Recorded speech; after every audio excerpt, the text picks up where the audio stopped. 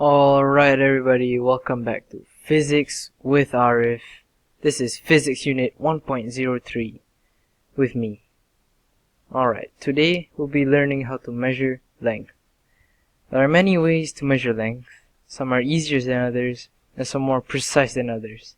The first thing we're looking at is the ruler, the grandfather of measurement. This guy is reliable. You know you can trust him. He's easy to use. You know how to use him. You have one right now.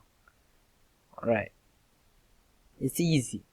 Put the object next to the ruler and measure its length. If you can't put the object right next to the ruler, use calipers instead.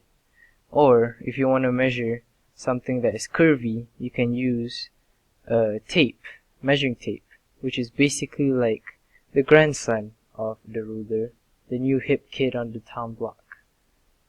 Next. Using vernier calipers. Vernier calipers are a bit harder to use, but it's roughly the same concept. However, vernier calipers have higher precision. It uses millimeters.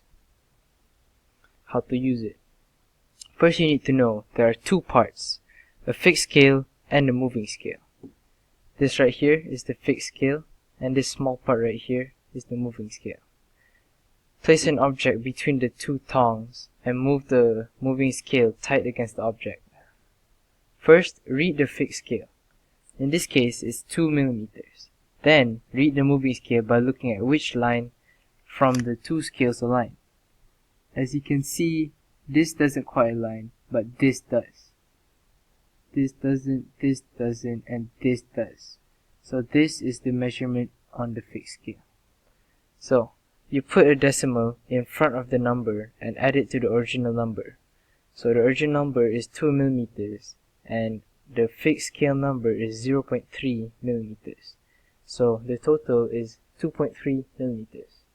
Simple. Or kinda. Now, moving on to the micrometer. The micrometer is like the vernier caliper, but it's even more precise. It uses still millimeter. But, as you can see, it is a bit more advanced. How to use it? Firstly, place the object in the micrometer and rotate until tight. Read the number on the fixed scale, which is this right here. You can't really see it, but it's there. Then, you need to read the number on the revolving scale, which is right here. For here, it's 15. Put a decimal in front of the number and add it with the number from the fixed scale. Alright, moving on to measuring time. Let's do an experiment. How do you measure the time it takes for a pendulum to do a full cycle? It's easy, right? First things first, you need to let go of the pendulum. Start your stopwatch simultaneously. Then you need to wait for the pendulum to come back and press the stopwatch immediately. You see anything wrong with this? There's a bit of a problem. Humans are slow and have slow reflex times.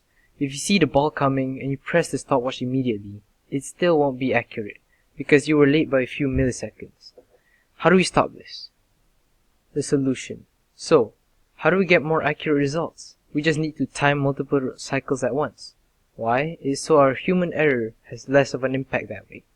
For example, you time 10 cycles. To get the time for one cycle, you need to divide the total time with 10. So, if you got 22.2 seconds, you divide that by 10. So it becomes 2.22 seconds per cycle.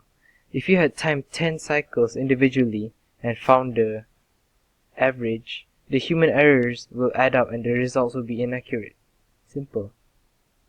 Well, that's it for today. Come back next time for Physics with Arif.